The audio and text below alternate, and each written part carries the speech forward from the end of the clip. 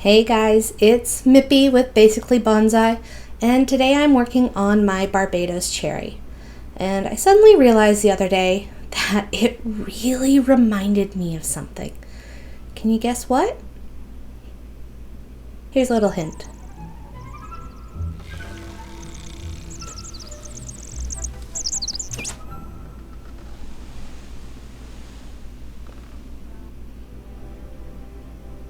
That's right, it is the Whomping Willow from Harry Potter.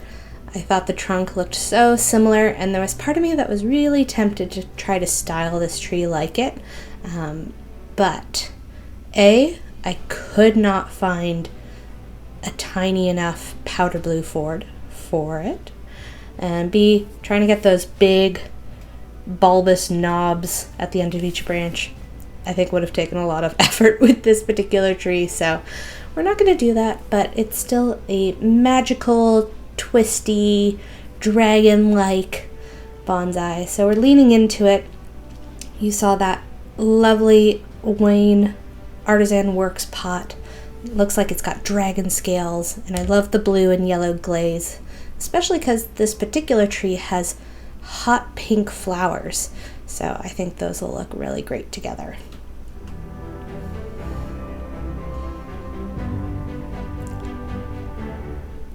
Part of why I wanted to repot this guy, the soil just wasn't draining super well. It was staying really wet, which obviously no good.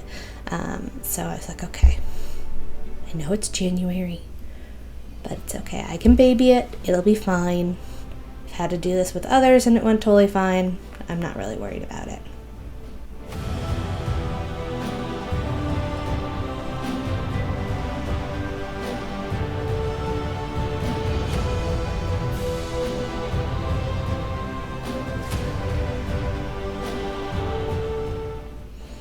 And one thing that I wasn't expecting with this particular tree and the roots is the roots actually form these little nodules, these little bulbous bulges all along it, which I've never seen before. So I'm going to presume that that's normal for this particular species. People who have repotted them before, if you know better, please let me know. If I should be worried, please let me know. But my Googling tells me that it's normal and should be fine.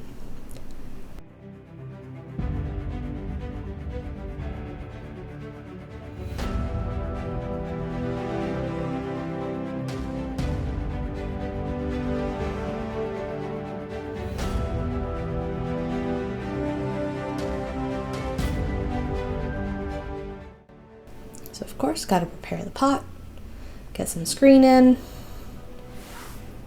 using the little staple-like wiring. I really prefer this to the little rabbit ears. I can never get the loops right, and it just seems like more effort than it's worth. Plus, a very senior member of the Toronto Bonsai Society taught me to do it like this, so I'm going to say it's the better way to do it. Or at least that's what he told me.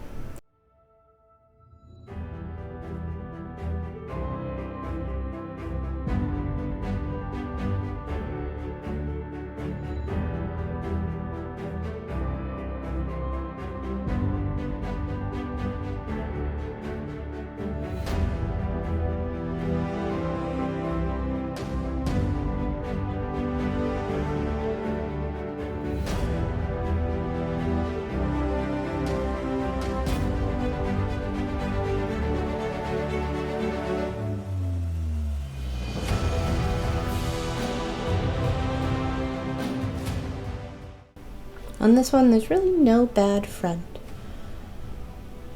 So I think I'm going to go this way.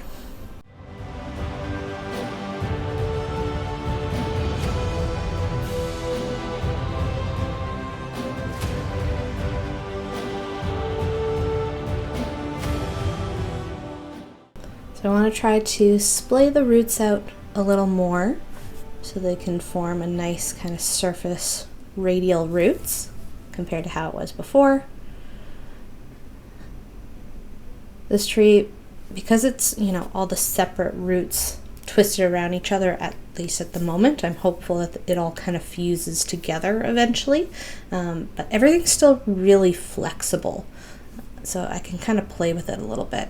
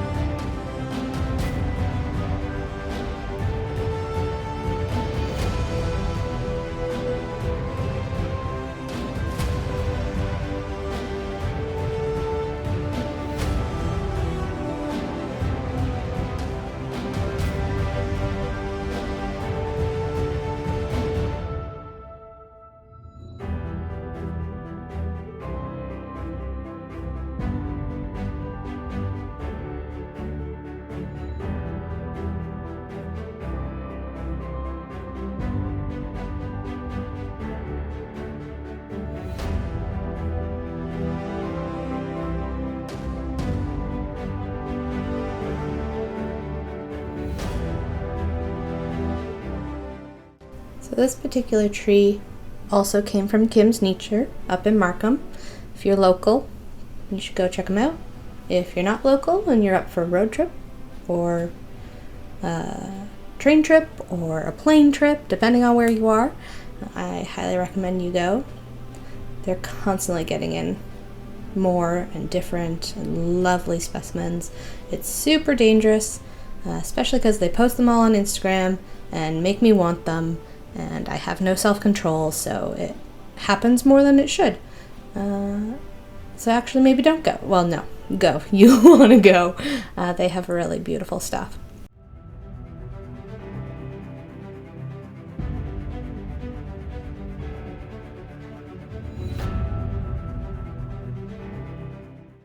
So I just want to do a little preliminary pruning just to try to figure out what I need, what I don't. Obviously, I don't want to spend the time wiring something up that I don't intend to keep. I am still very new to wiring. I don't have a lot of experience with it. It kind of intimidates me. But luckily, last year, the Toronto Bonsai Society had one of our senior members do an entire wiring workshop where they brought in some cedar branch material for us to work on and wire it all up, and all the different techniques and tips and tricks. So at least now know more than I did at the beginning of that. But I definitely prefer the ease of clip and grow. But in some circumstances, a little wire goes a long way. So we'll go through the effort with this one. I think this will actually be the first one that I've actually, fully wired. Oh no, okay, it's the second time that I've fully wired up a tree. I've got a little cascade cedar that you guys will see come spring repotting season. It's currently in a mesh basket, and I've got the perfect pot for it. So I'll film that for you guys once it warms up a little bit more.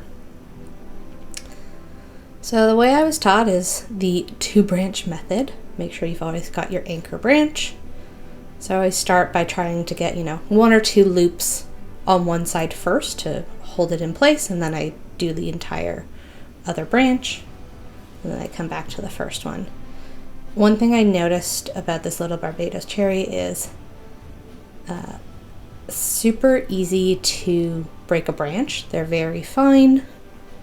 They're very flexible, but if you're not careful, I had quite a few just kind of snap on me. Luckily, I had options, so it wasn't a tragic situation, but it could have been. I was taught always make sure you're supporting the branch as you're moving it and bending it so that you can avoid breakage as much as possible. And then when you are going along a branch that already has some wire on it, make sure you're staying sistered up to it so that it's nice and neat and tidy and you're not crossing things over.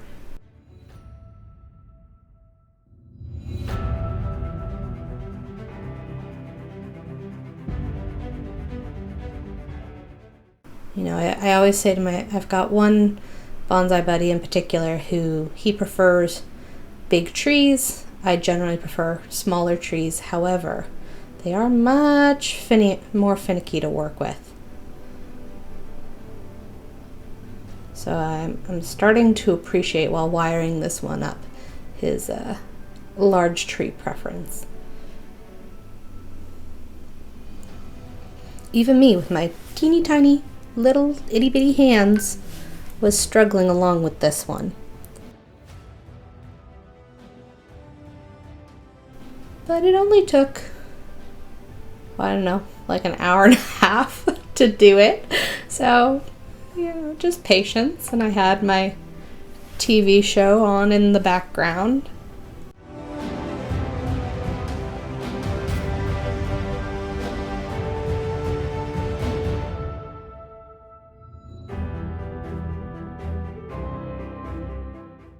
Doing some preliminary placement. Nice thing about this is I can rebend them and shuffle them around. And there she is, all wired up. At least, it's a starting point. It's an okay wiring job, but as I've said before, I am a beginner at this. So there's still a couple branches that I need to wire up, but honestly, I was just getting tired and it was getting late. So thanks so much for watching, and we'll see you again next time. Bye-bye.